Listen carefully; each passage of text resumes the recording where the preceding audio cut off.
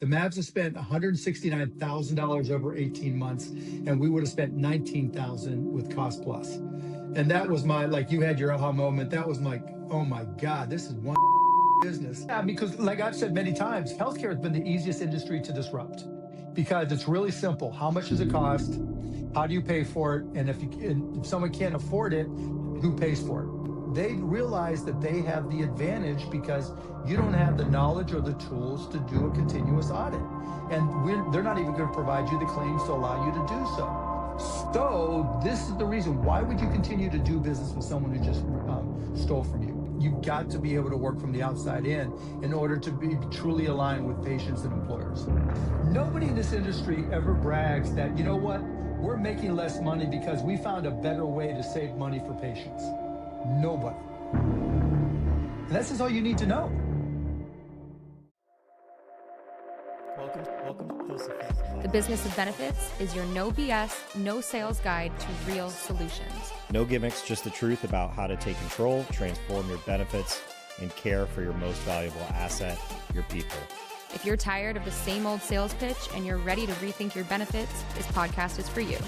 The truth is out there. Are you ready to hear it? Today's episode is a very special one. You've probably seen us teasing it all over social media. We have the Mark Cuban and an employee benefits consultant with Ethos Benefits named Talia Hansen on our show today. So I don't want to give away and spoil too much of the episode, but what I do want you to know is that if you are a CEO, this episode is for you. The message to you is basically, hey, use your leverage, be strong, lead your teams. The really cool thing about having leverage and having power at that CEO position is that when you use it to make better healthcare decisions, not only are you going to make your teams healthier and happier, but you're really going to better your bottom line as well. The two are not mutually exclusive. Hear it from Mark himself here in this episode. Before we dive into the episode, though, I just want to let everybody know, if you work in employee benefits or retirement, you know how complex this field can be, right? It's wild. The acronyms alone are like, you need a dictionary for it. So the question is do you have the credentials to match your expertise? Today's episode is sponsored by the International Foundation of Employee Benefit Plans, and they actually have a certification that is top-notch, top in the industry from my perspective at least, the Certified Employee Benefits Specialist designation. Premier top level status in terms of credentials to match your expertise. The only thing between you and your CEBS is actually getting started. So you can learn more at cebs.org. And with that, let's get into today's special episode with Mr. Mark Cuban. Hi, everybody. Welcome to the Business of Benefits. I am your host, Chelsea Ryckis, president of Ethos Benefits. And today we've got some pretty exciting guests. Actually, two brand new guests to our podcast here. One, you guys are all going to know, so we're going to save him for last. The other, you don't quite know yet, but you will one day because she is an up-and-coming star in this industry, Talia Hansen. So Talia, can you tell everybody who you are and how you got a seat on today's show? Yeah, absolutely. Thank you so much, Chelsea. Well, I am Talia Hansen. I am a fiduciary benefits consultant here at Ethos Benefits. I got my start in the industry several years ago, but on the more traditional broker side. And early on in my career, I was given the opportunity to actually partake in a mastermind with Chelsea. And during that mastermind, I started hearing her kind of talk about how she was doing a fiduciary approach to benefits, creating, aligned incentives and taking out some of those mismatched carrier incentives on the broker consultant side. And that really inspired me to reach out and see if she had the space to mentor me. So for the first couple of years of my career, she was a gracious mentor, kind of showed me the ropes and really taught me how to take on the industry head on and build really strategic self-funded programs that actually empower employers to take control back of the spending of their healthcare. And in doing so, I really learned that sometimes the best thing you can do is just ask. So I went ahead and sent a cold email to Mr. Mark Cuban and said, hey, we've got this really cool podcast. Everything you're saying online is very similar to what we've been kind of talking about on the broker side for 10 years now. So I would love if we could have this conversation. And now we're here. So we have this saying, Mark, or Talia has a saying where it's like, let's just shoot your shot, right? Like, don't hold back, shoot your fucking shot. And here we are talking to you today. So by the way, we cuss on this. You're welcome to say what you want. I'm Canadian, so it's like second nature over here. I was like joking with my husband. I'm like, guaranteed I get an F-bomb in before Mark does. But nonetheless, Mark, I think everyone knows who you are. So instead of you doing an intro, I was wondering, can you tell us something that maybe the listeners, the employers, consultants in this space don't know about you? Well, you nailed it, Chelsea. My true given name is Mark frickin' Cuban. And so you could just call me frickin'. Okay, You know, Yeah. more people call me fucking, but frickin' I'm works. sure.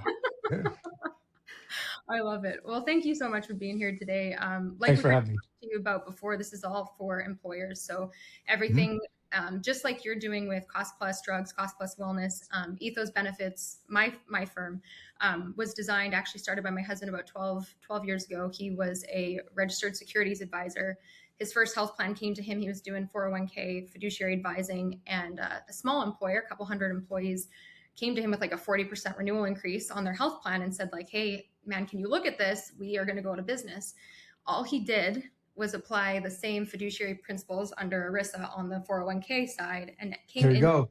like not rocket science, came Right. in with the plan 40% under the renewal and against a publicly traded broker. And that was sort of like the light bulb moment of like, holy shit, what is happening over here where you can know absolutely nothing and make that big of an impact? So our firm has basically just for the last 10 years been sort of the, not sort of completely eliminated misaligned incentives, fee-based all the way Good. through. Good for you guys.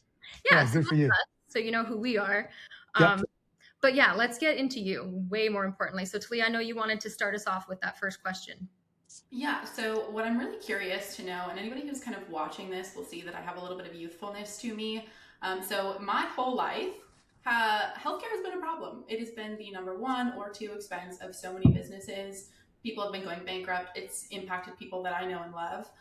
So I'm really curious for you as an employer, having kind of seen like the evolution of the healthcare industry on the employer side for the last couple of decades. What was that evolution like, and where, like, if you could pick one thing that really made like either the biggest difference negatively or positively, what would that be?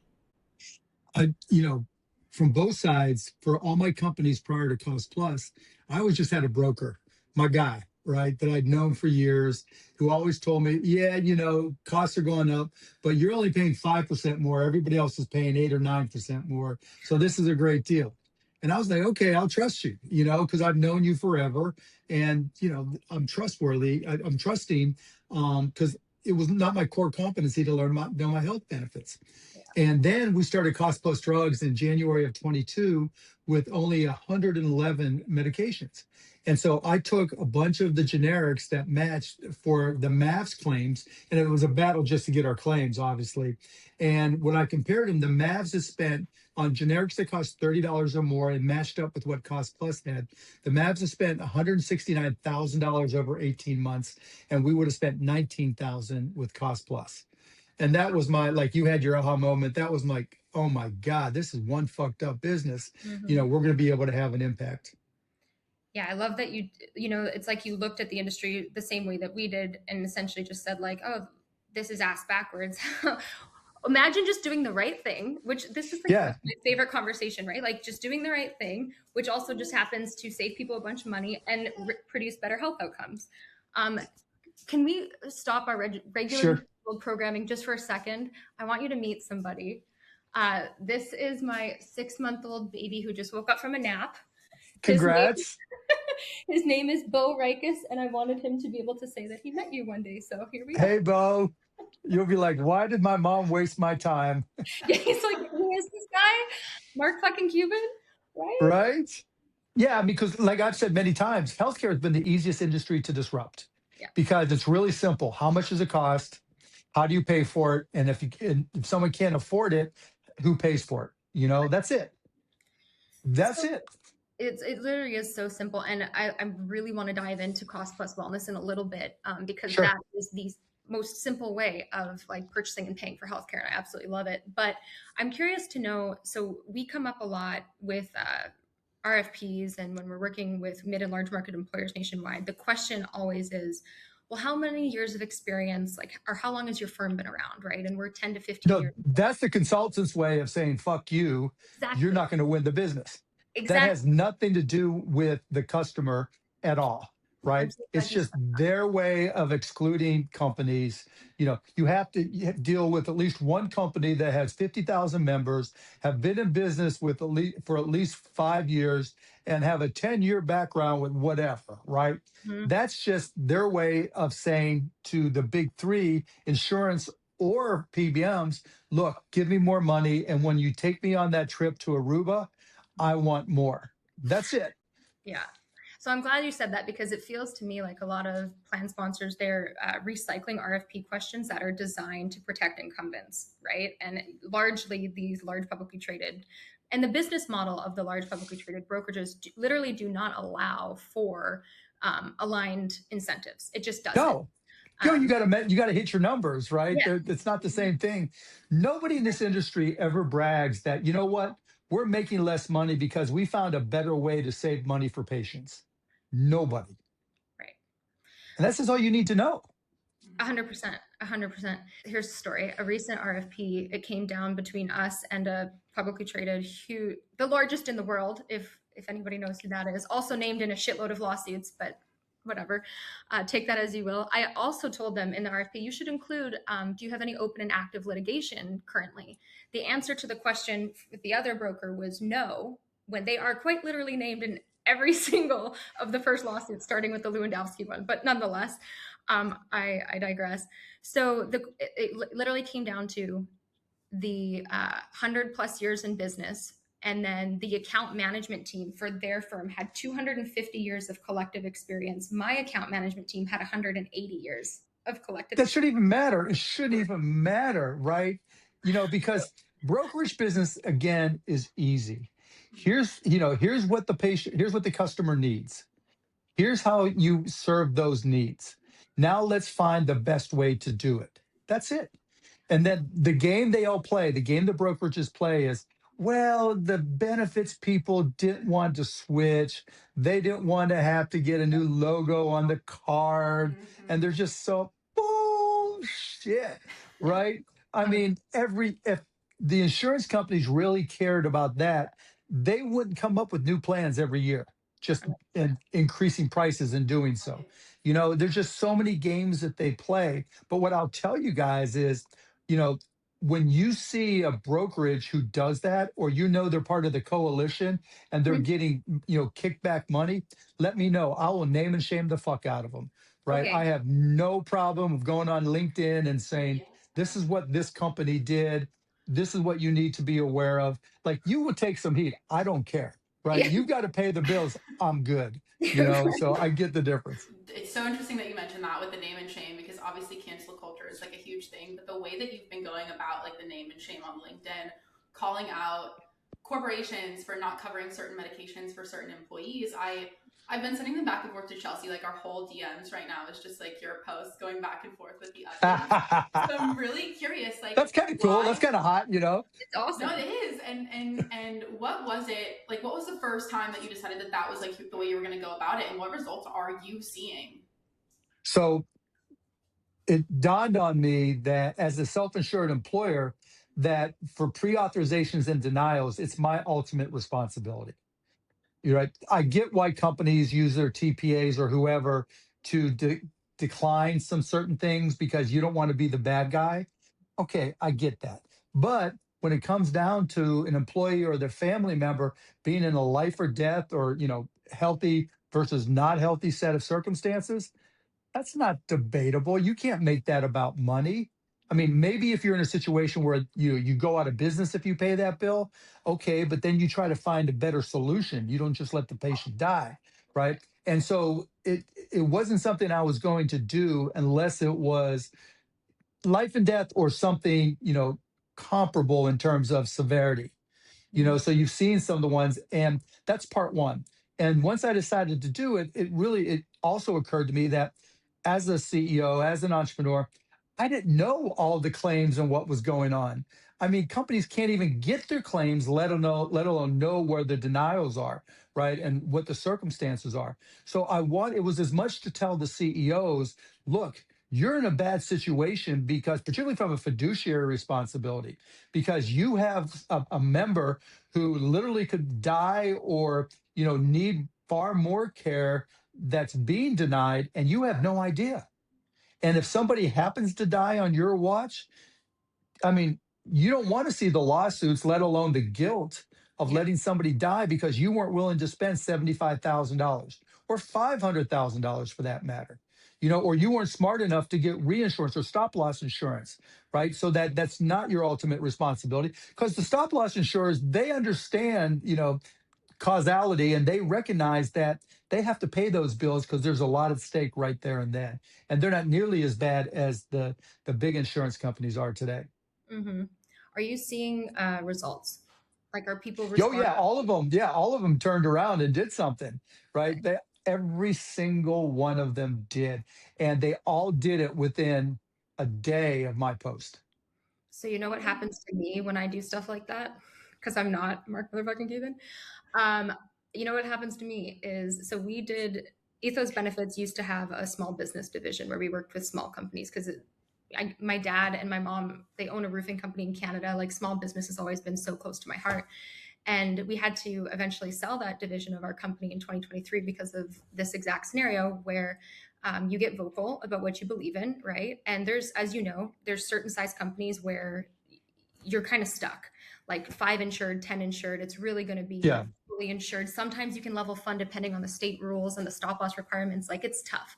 So we had a chunk of business, about 100, 150 employers that were in that kind of shitty situation where it was the fully insured, totally against our values, totally against everything. But we gave compensation disclosures and we were trying to help. Well, you talk a little bit of shit and you stay true to yourself and you're aligned and you're out there doing what you do. And a certain carrier, to go unnamed, heard about it. And then also we happened to move one of the larger groups away from them after a 37% increase, might I add, to a reference-based pricing, direct contract, DPC, a full-blown unbundled independent TPA, fiduciary PBM, the works, a beautiful self-funded program. We got terminated from that carrier the next day and lost hundreds of thousands of salary revenue. That's so fucked up. But that's what they do, right? That's what they do, because they know where the leverage points are.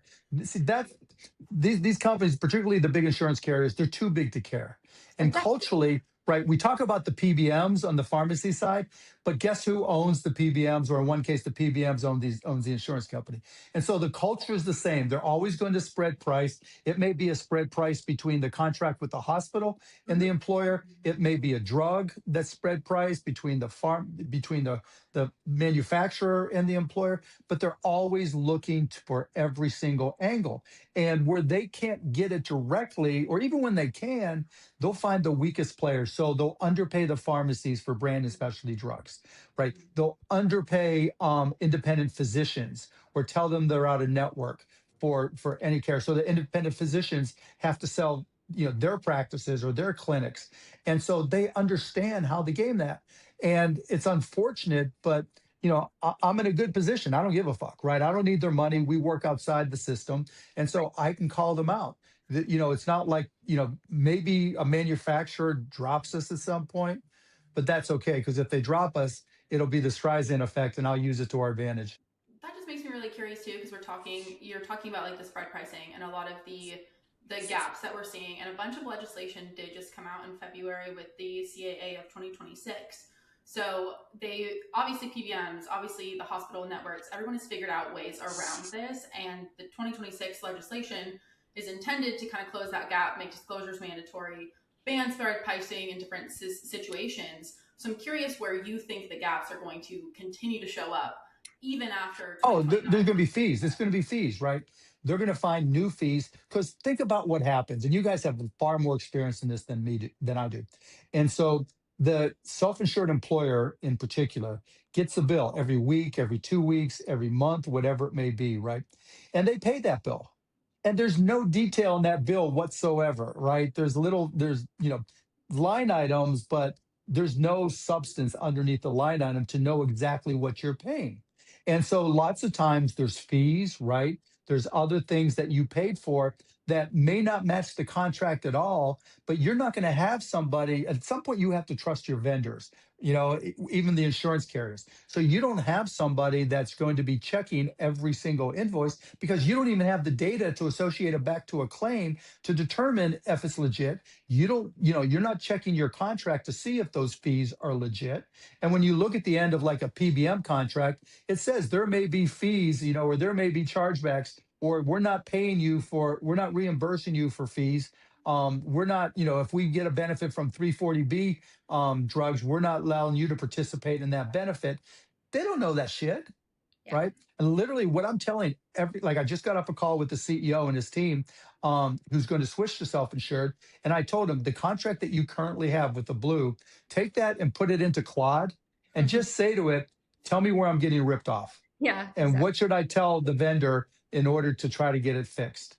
Yeah. I mean, now it's, this AI is going to make it a lot easier. And we're trying to get companies also to start understanding agentic AI. So when they get those bills, they can start to compare it to what their costs are actually supposed to be. Because you can use agentic AI to do all the detailed, pain in the ass work that's just tedious, where you're not going to have a person that may be in a position to do it. So, I know with Cost Plus, you've got, what is it, 3 internal staff that are managing your benefits program? Is that right? I don't even know. We use a TPA Sage. We have Ryan, we have Ramsey, we have Ansley, and I think that's it. Okay. So one of the things you're talking about, which was at some point you have to trust your vendors. So my belief for the longest time has been like the true power on the plan sponsor employer side not only comes from like who they choose as their vendors, but those contracts, right? And like everything is contract terms, and the future of like, great, the CAA legislation is passed, and we're talking about ERISA fiduciary responsibility, and we have vendors like you out there that are doing the right thing, but it doesn't mean shit if the contract doesn't reflect all of it, right? Right, because they're going to take advantage of it for sure. Yeah. No, that's why I love what you guys are doing. That's why I love what Ethos is doing, because you understand that the self-insured employer, the ERISA-based employer, can dictate the terms. Yes. Right? You can say, look, I want all cash pays that my employees make to count against the deductible. Mhm. Right? I want to get a list of any denials that cost more than $5,000. Yeah. Right? I want to know, and I want to know the healthcare circumstances associated with each of those. Those you can ask for anything. You are the customer. You guys realize that, but the other brokers aren't telling anybody that stuff. Most of them. 100%. And I think there's a couple of reasons. One would be there's a lack of understanding of how all the different players play, right? And like how it is, as you very well know from doing it, and us from doing hundreds of these, like building a custom healthcare plan is no easy feat. It's a hell of a lot easier than telling your employees they're getting 10 to 15% increases every single year. Right. So choose your hard, in the words of one of my good friends, Stephanie Perino. But the vendor selection part, why didn't you just open a good PBM?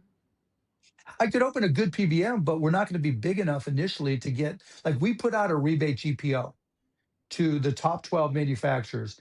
We got legitimate responses from 2 of them.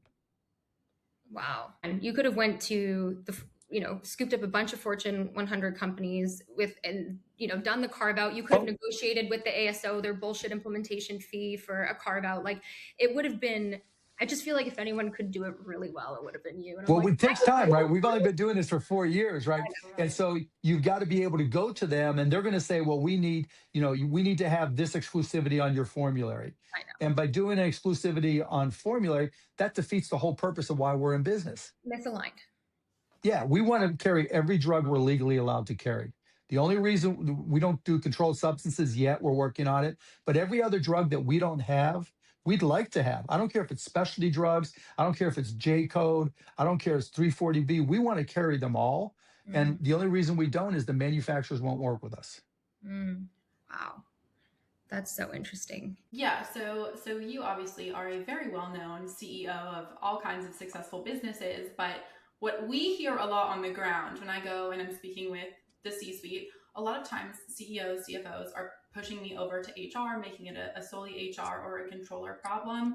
So I'm really curious, was it fiduciary duty that specifically you were like, oh, I need to be involved in this? Why did you start being in the day-to-day decision making on the healthcare plan, and what would your message be to other Oh, because I employers? had to learn, right? Because and here's so when I sit down with the CEO, and I'm lucky, right? They'll see me just, because they can take a picture and show their kids, right? Or they watch Shark Tank or whatever. But here's what I tell them. Number one, I say, your PBM or your insurance company's lying to you, right? First thing you do is just ask to get all your claims. There's a really good chance, unless you have 500,000 or more lives, right? They're going to give you a subset and say, this is all you get, and you have to use one of our auditors. That's the first thing, right? I'm like, if they won't give you all your claims, how are you going to be able to determine what's going on? How are you Right. going to be able to forecast your costs, all that stuff?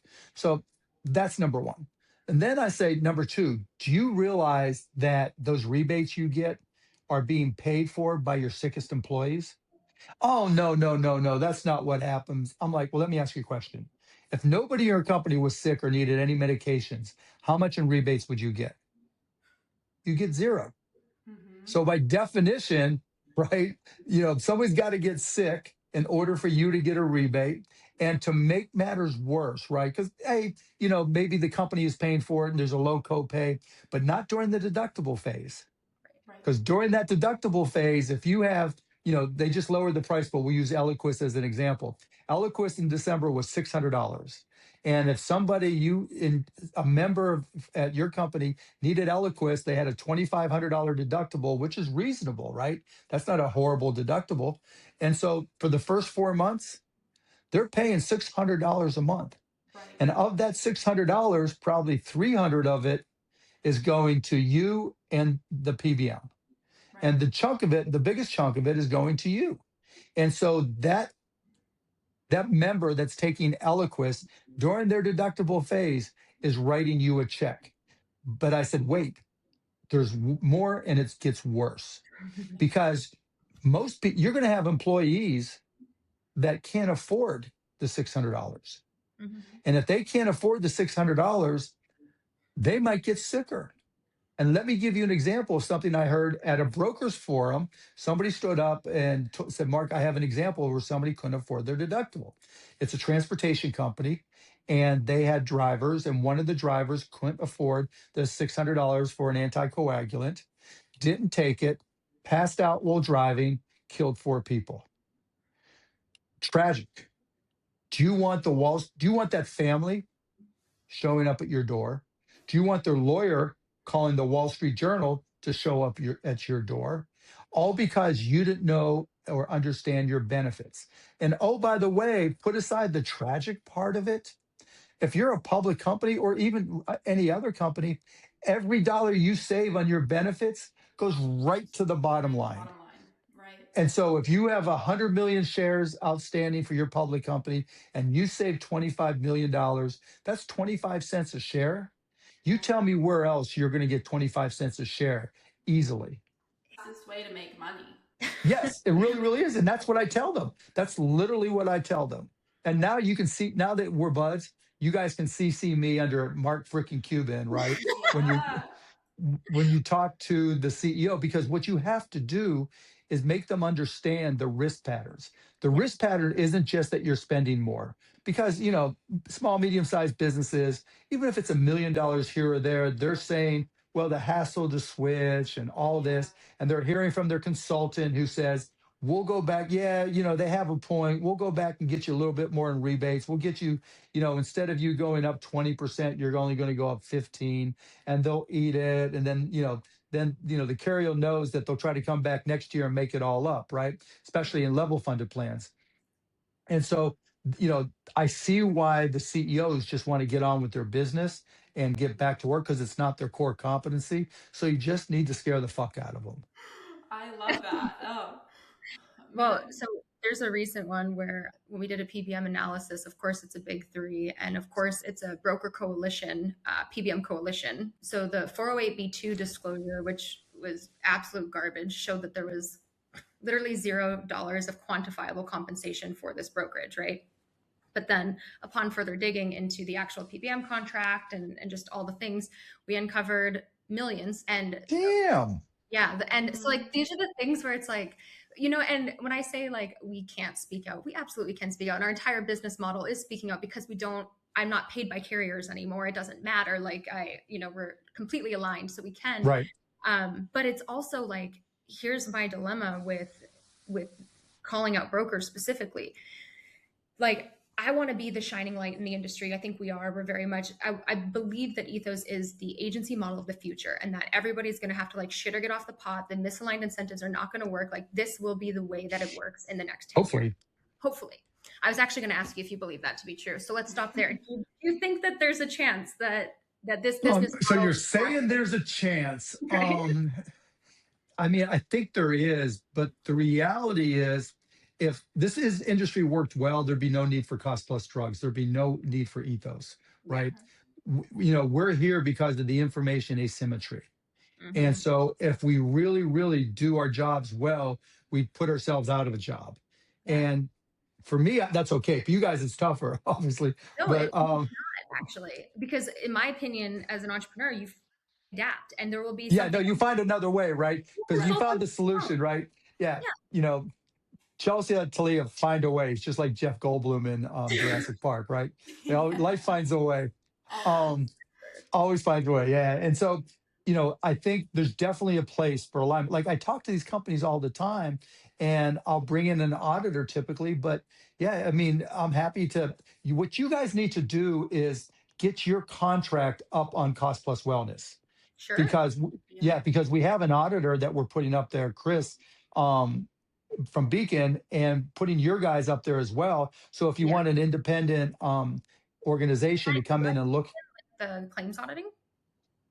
Yeah, for claims auditing, yeah. I know for a fact that we are one, if not the only, that are truly taking on fiduciary, like, and that's great, right? But your contract will be out there, and the worst case is people will see it, and maybe, one customer calls, and now you've got another great customer. And best case scenario is a bunch of other consultants see it, and they start to actually have to do these things. The right thing. Yeah, the right thing. Yeah. The whole industry improves. So I've been talking a lot about like ERISA fiduciary duty, right? And I keep hearing, well, we're not Johnson & Johnson. Right. No, they are, right? They are, but until they're sued, they don't care, right? Everybody kind of just plays the odds. And I get that. I've been there.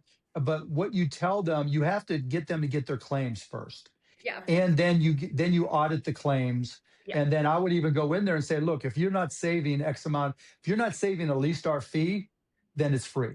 Then the next thing is, if you save them a lot of money relative to what they expected, then you say, look, you trusted these guys. It's like the old movie Animal House, when the one guy loans the car to John Belushi, and John Belushi wrecks it. He goes, face it, you fucked up. You trusted us, and that's the whole thing, where it's like, you're trusting this company, and we just audited the claims and showed you that they're not trustworthy and that you should not trust them.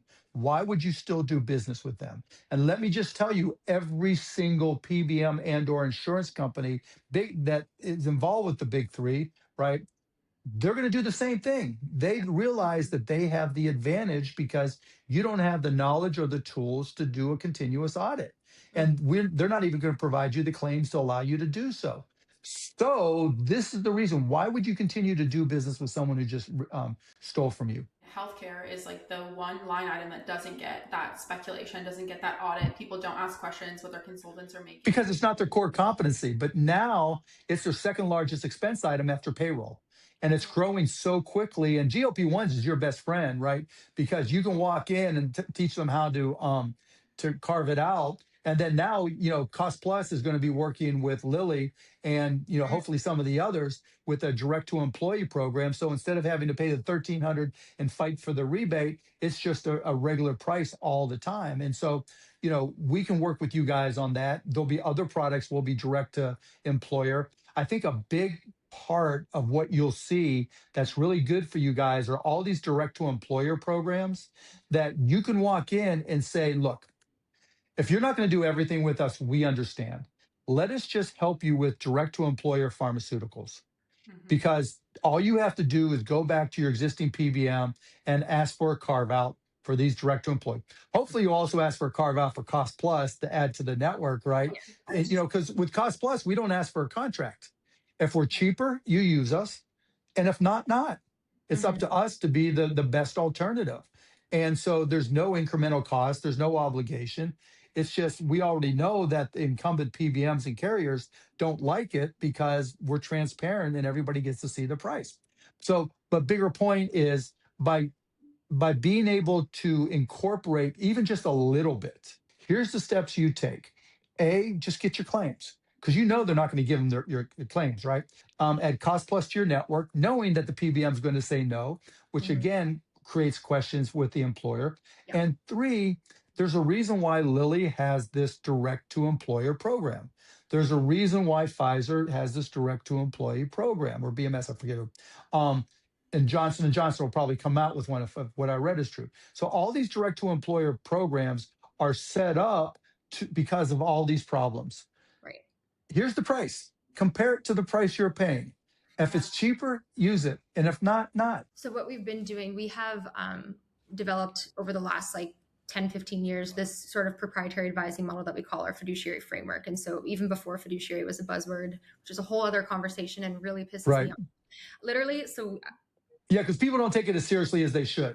No. dude, and I can't tell you how many vendors over the last couple of years have been reaching out, and I'll get messages like, you do such a good job marketing fiduciary. Like, can you teach me? And I'm like, do you have an unconflicted business model? Do you do the right thing? Does your contract reflect it? No.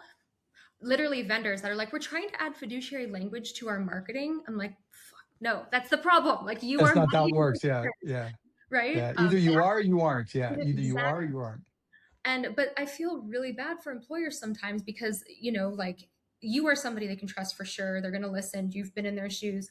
But a lot of the times, like they end up speaking to consultants or traditional brokers or vendors, and it's all people who even like us, we're the most aligned we could possibly be, especially within performance-based arrangements, right?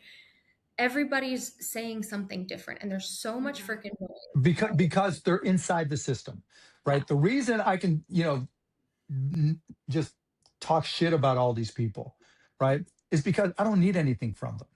Yeah.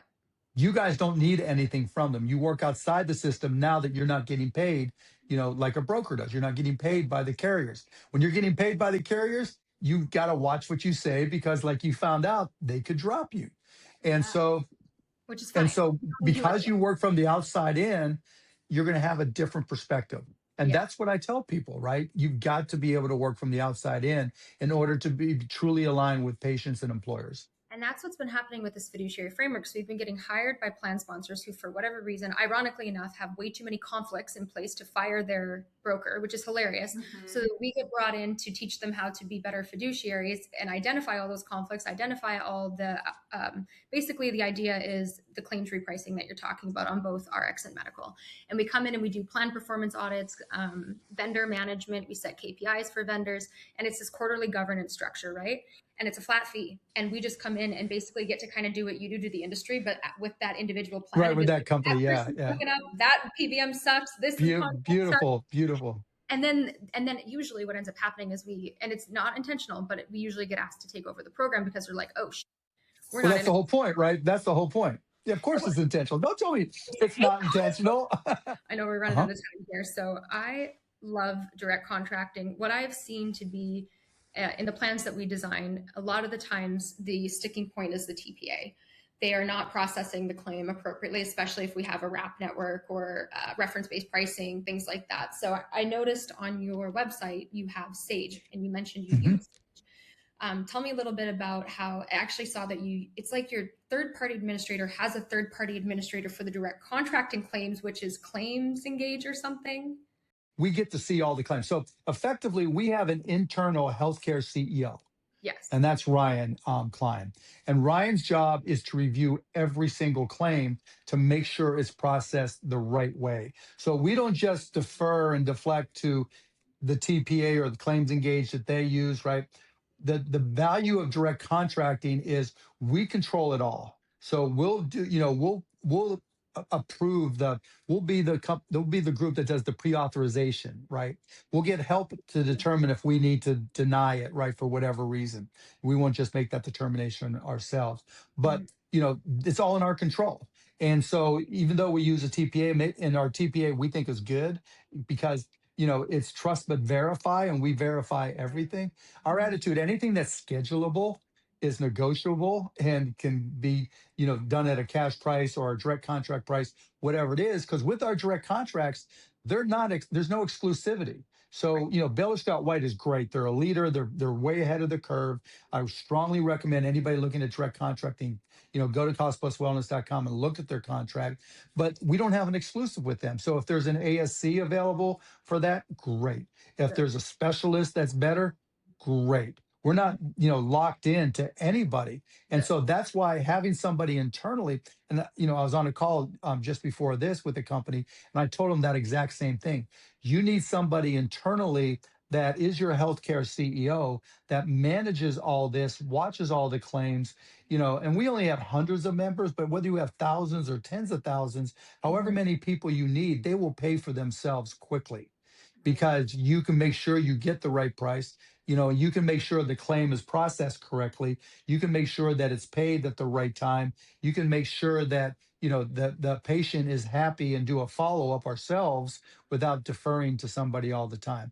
And plus, we require to participate for our members, we require them to be part of direct primary care, which simplifies things. And part two to that is because we're saving so much money, if they're using our network, our direct contracting network, and or cost plus drugs for their RX, there's no out of pocket for them. Yeah, you need to do a tiered approach like that for incentive for sure on the plan design side. And then Plus we have reinsurance, which protects us, right? The stop loss. And we have a wraparound because not all of our employees are in Texas. So we have a wraparound with that. Now, there's nothing special about it, right? It's $18, I think, give or take per member per member per month. And just in case somebody's in the middle of nowhere and something happens. So I've noticed that in my experience, and what I feel like we've really nailed the last 10 years is like understanding where in these custom health plans, there's going to be points of friction for members, because let's be honest, it's going, no matter what, fully insured or self-funded, you're going to have points of friction. The difference is in fully insured, they just think that, Blue Cross doesn't give a shit, so I'm not going to complain. When you have a self-funded health plan, it's your employer. Everybody complains. Yeah. So, but anyways. And that's part of it, but at least we have somebody internally to deal with them instead of just pushing it off. Exactly. And I've noticed that you've said this, and I say it a lot too, which is basically like you can have the most innovative, financially sound health plan in the world, but if your members aren't having a good experience, it doesn't mean shit. Doesn't matter. Yeah. Right. So I've noticed that you guys do what we do. And I find it interesting that this is on the plan sponsor side and not like a consultant or even a TPA role. Some could argue it could be, but the member communication. And I noticed, I read in your implementation guide on Cost Plus Wellness that somebody on your team literally will call the providers. If there's a scheduled appointment, they will call the providers and they will ensure that they understand how to read the NUT. So read the card. Yeah, to read the card to know how to take it, because initially they weren't doing it. Yeah. So we do a lot of reference-based pricing, more so than direct contracting sometimes, but also direct contracting. It just depends on the area of the country, right? And the size of the group and all the things. But we brought that program internal, and it's essentially like a concierge service where employees will text and be like, I have an appointment with this gynecologist on this date. And then we're calling ahead to let them know. And you have to build that into your fee because that's a shitload of work. But ironically, anytime I've tried to outsource something like that to a TPA, it's hard. Yeah, it's hard because they don't have the same expectations, right? They don't have the same commitment. This is your business. It's make or break for your company. So, right, the commitment is different, which is why, we like to do it internally, because we know the people, they know their job depends on it, right? So, they're aligned with us to do a good job. And I think there's enough savings. And I think one of the opportunities for you guys is to train people to be an internal TPA. Those things that you do, imagine you bringing people on and then saying, okay, we'll train you on what to do. And then we're going to place you at one of our customers, and you'll either stay as an employee for us, or they'll just take you on and we'll just charge them a fee for one time. Because having that person in-house, whether you pay them $100,000, $150,000, $200,000, whatever it may be, whether it seems high or low to you, they are going to pay for themselves in a multi-hundred member company quickly. It's just one thing, and they pay for themselves. We're literally in a conversation with probably the most innovative CEO that I've met with the under 1,000 employee space. And we're doing this exact considering this exact thing where we've had this kind of concierge in house, and he wants to bring it in his house and actually hire a nurse, and we're going to train and do all the things. Right, so, right. Because HR already has a ton of shit to do. yeah. You can't just, there's never, I've talked to companies with, 1 million members, and they have 7 people in HR or whatever, right? And they're worried about little Johnny can't, go to school. So-and-so has to call out, or there's this denial from the ASO. And they're like, okay, I got to deal with that. I don't have time for this. No, you want to make it so that you have complete control, and your folks understand what's going on, so you can deal with it. You can't just throw it off on somebody else. I did a podcast a few months ago called Crazy Shit I've Heard in the Last 6 Months. And here are a couple of them. We cannot work with another consultant because we love our NHL box ticket seats. We are waiting for our broker to die. Yeah, people take the path of least resistance. Yeah. People don't want to be mean. Right. Don't tell me you don't do the same thing, right? We all do the same thing, right? Yeah, I haven't fired them. I know I should fire them, but they've been with me for 20 years. Quick, you hire slow, you fire slow, fast. Fire fast, right? But sometimes you get it wrong. Sometimes they change. It's not me, it's you, right? It's not you, it's me, right? No, it's always me. Yeah, let's be honest. Yeah, right? So, but you get the point. People don't like to be mean. And so I understand that. And there's no way around that until something really bad happens, And so what I would tell you is, what if I can get you better seats? What if I give that person a job, right? Because even so, if the bigger picture is you're saving this company from themselves, even if it means, and I've done this before, hiring somebody sucks, and all you do is tell them to stay home. It's just a cost of doing business. Yeah. I'll pay you for as long as we have this account. You just stay home. And if I have any questions, it's remote, right? Send me these, send me reports on a weekly basis on your suggestions. And when I have questions to help us. Wow. Interesting. That's something I never ever considered. Oh, wow. Talia, what else do you got for Mr. Mark Cuban? Because I got to get out of here in about 4 minutes. Yeah, okay, we're done. Perfect. Well, my last question is just, I know, so you've done the pharmacy, now you're working on wellness. What is the next space in the healthcare monolith that you to get rid of insurance completely? Because insurance, when you really think about it, is just banking. They don't really take risks. They take, they get capitated money from the government for Medicare Advantage. It's more expensive than standard Medicare or traditional Medicare, right? They act as ASOs for most of their big companies. They typically don't do smaller to medium size or fully insured, right? And so they're just bankers. And so from that position, I'm like, okay, the one debt that everybody has that they never pay off, you can pay off your school debt, your car, your house. You're always going to be paying your healthcare premiums no matter what. Yeah. Always, till the day you die, even in Medicare, right? Till the day you die, they're taking it from your Social Security. And so what we're looking at doing is saying, rather than depositing your premiums to the insurance company, and this isn't an HSA because you have to have an insurance program to do HSA, right? You have to have a high deductible plan. So we're saying we're going to work with a bank or start a bank where you deposit on a monthly basis the amount you would be paying as a premium under an ACA plan. So let's just say you're a family of 4 and it's $1,200. You put that money in this bank account and you pay this in there monthly. It's your money. It's your money, but there's restrictions in order to get that money spent. Any healthcare costs you pay out of that money, right? We're going to verify the cost, so there's nothing, that you're not trying to take advantage of it. And in the event something messed up happens and you don't have enough money there, we'll loan it to you. Now, we're going to charge you for stopgap insurance, right? Because, if above 30,000 or 50,000, whatever that number is, and we're going to make you go to direct primary care, and we're going to take the $150 a month out of the $1,200 that you pay. But you're going to be able to accumulate. If you never get sick, when you get to Medicare, that money's just yours.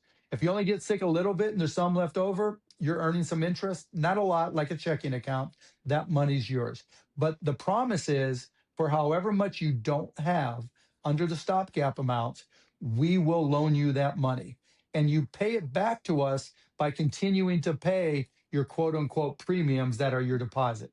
So if your deposit was $1,200, it's yours until you borrow money. And when you borrow money for what you can't afford, that money goes to pay back what you owe us. That's it. That's brilliant. That is so cool. I'm excited for that to happen. She's like, sign me up. Yeah, well, I've got so many years left to be paying this debt of my insurance, so I might as well find a better way to do it. Right. Yeah, and if you can save it, if you can stay healthy, then you have every incentive to stay healthy because you get to keep the money, as opposed to it goes to the insurance company. And the minute you close out your deductible, you want to spend wherever you can, even if you don't need the surgery. It's like, I got a stubbed toe. Let's go get surgery. Thank you so much, Mark. Do you have any closing thoughts that you want to give to the employers? No, you guys are great. I really appreciate the time. Post your stuff on Cost Plus Wellness, and let's keep in touch because I'd love to help you. I love to name and shame where it's applicable, and then we can come back on again. Sounds good. Thanks, Mark. Thank you so much. Thanks, guys.